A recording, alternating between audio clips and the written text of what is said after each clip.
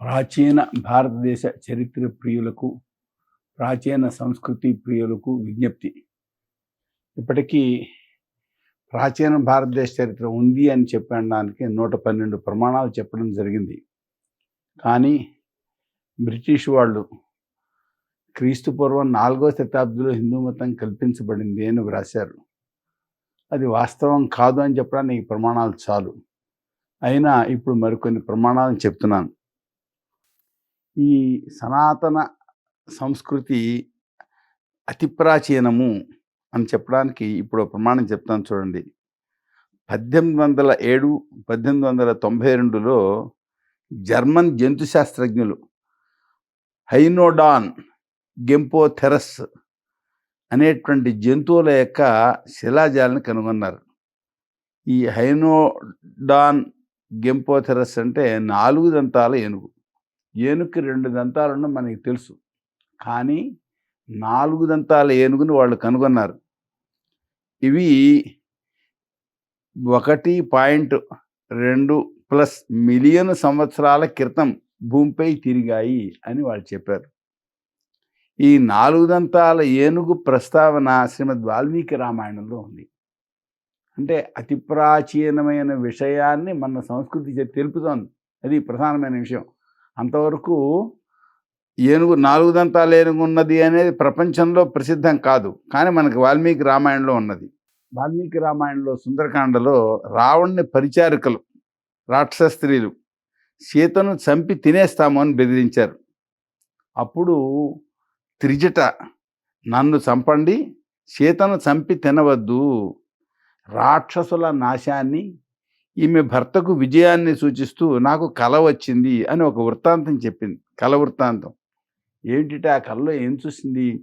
రాఘవశ్చ మయా దృష్ట చతుర్దంతం మహాగజం ఆరూఢశైల సంకాశం చచార సహలక్ష్మణ. రామచంద్రుడు అలాగే లక్ష్మణుడు వీళ్ళు 4 దంతాలు కలిగిన ఏనుగు పైన ఎక్కారు. ఆ ఏనుగు ఎలా ఉంది? శైలం వలె, పర్వతం వలె ఎత్తుగా ఉన్నది. దానిపైన వారు సంచరించారు అని చెప్పింది ఆమె. అంటే ఈ అతి ప్రాచీనమైనటువంటి ఈ 4 దంతాల ఏనుగు రామాయణం రాసిన వాల్మీకి తెలుసు. కనుక సనాతన ధర్మం యొక్క ప్రాచీనత అనేది ఈ 4 దంతాల ఏనుగుని పేర్కొనడం ద్వారా మనకు తెలుస్తుంది. ఇది ఒక ప్రమాణం. పూర్వం ఈ లంకను, అంటే శ్రీలంకను సింహళం అనేవారు. ఈ సింహళానికి అవతల లంక ఉండేది అని, అందులో కొంత భాగం మునిగిపోయిందని కూడా చెప్తారు.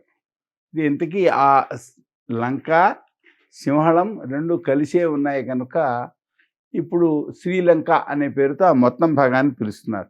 అక్కడ రామకథకు సంబంధించిన కొన్ని నిదర్శనాలు ఉన్నాయని వాళ్ళు చెప్తున్నారు. అసలు ఆ లంకకు వెళ్ళడానికి ఉండేటువంటి దారిని రామసేతు అంటున్నాం. అంటే ఈ సముద్రంలో అక్కడ ఉన్నటువంటి సేతు ఏదైతే ఉందో రామసేతు అంటున్నాం. పూర్వం దాన్ని ఆడం బ్రిడ్జ్ అనేవాళ్ళు, కానీ ఇప్పుడు ఈ మానవ నిర్మితమైనటువంటి బ్రిడ్జే, అది మానవ నిర్మితమైన సేతువే అని నాసా వాళ్ళు చెప్పినట్టుగా మనకి వార్త వచ్చింది. కాబట్టి రామసేతు ఒకానొక నిదర్శనంగా చెప్పుకోవాలి.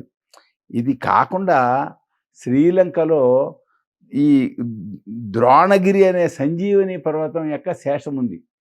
ఆంజనేయ స్వామి సంజీవని పర్వతం హిమాలయాన్ని తీసుకెళ్ళి అక్కడ పెట్టాడు కదా, ఆ సంజీవని పర్వతం యొక్క భాగం అక్కడ ఉంది అని చెప్పని గుర్తించడం జరిగింది. అంటే అక్కడ ఉండే కొండ కాదది, దానిపై ఉన్నవి అక్కడ ఉండే చెట్లు కావు, అవి హిమాలయ ప్రాంతంలో ఉండేటువంటి చెట్లు. అలాగే సీతాదేవి ఎక్కడ కూర్చున్నదో అశోకవనంలో ఆ చెట్టును కూడా ఇప్పుడు చూపిస్తున్నారు. అంతేకాదు ఆ భాగంలో ఏ భాగం అయినట్లయితే ఇదివరకు పూర్వం లంక ఉండి అది కాలిపోయిందో, ఆంజనేయ స్వామి తోకను అంటించారు కదా, తోకకి నూనె గుడ్డలు కట్టి అంటించినప్పుడు ఆయన ఎగిరితే ఆ తోక ఉండేటువంటి నిప్పు చాలా చోట్ల అంటుకుంది, లంకా నగరం కాలింది. ఆ కాలిన మట్టి ఇప్పటికి కూడా నల్లగా ఉంది అని చెప్పని వాళ్ళు చెప్తారు. ఏమంటే అక్కడ కళ్యాణేశ్వర మందిరం ఒకటి ఉందట. అంతేకాదు రామరావణ ప్రతిమలు ఉన్నాయి. ఏమండి అంతేకాదు అక్కడ ఉండేటువంటి పార్లమెంట్లో విభీషణ మహారాజు యొక్క ఫోటో కూడా ఉంది అని చెప్తారు.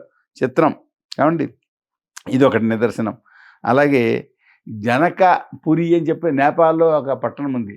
ఆ జనకపురి నుంచి మనకు ఈ రామచంద్రమూర్తి యొక్క విగ్రహ ప్రతిష్ఠ జరిగినప్పుడు, రామ్లాల విగ్రహ ప్రతిష్ఠ జరిగింది కదా ఈ అయోధ్యలో. అప్పుడు అక్కడ వాళ్ళు సీతాదేవి మా ఊరి ఆడపడుచు కనుక అక్కడ నుంచి మేము కొన్ని కానుకలు పంపిస్తాము అని పంపించారు. అక్కడ జనక మహల్ అని ఒక మహల్ కూడా ఉందట. ఏమండి అలాగే హనుమంతుని యొక్క పాదముద్రలు లంకలో ఉన్నాయని చెప్తున్నారు. ఇవన్నీ కూడా ప్రాచీన కాలంలో రామకథ జరిగింది అనేటువంటి దానికి నిదర్శనాలుగా ఉంటున్నాయి. పూర్వం మార్క్స్ ముల్లర్ ఆర్య ద్రావిడ భాషావాదం తీసుకొచ్చాడు.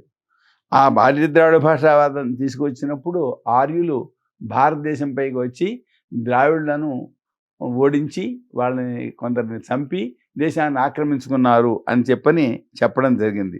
అయితే షాపర్ అనేటువంటి ఆయన చెప్తున్నారు, చరిత్ర పూర్వకాలాల్లో తర్వాత కాలంలో కానీ ఏ కాలంలోనూ దక్షిణాసియాలోనికి ఇండో ఆర్యన్ లేదా యూరోపియన్ దండయాత్ర ఏది జరిగినట్లు ఇప్పుడున్న ఆర్కియోలాజికల్ డేటా సమర్థించడం లేదు అని తన పుస్తకంలో 21వ పేజీలో వ్రాయడం జరిగింది.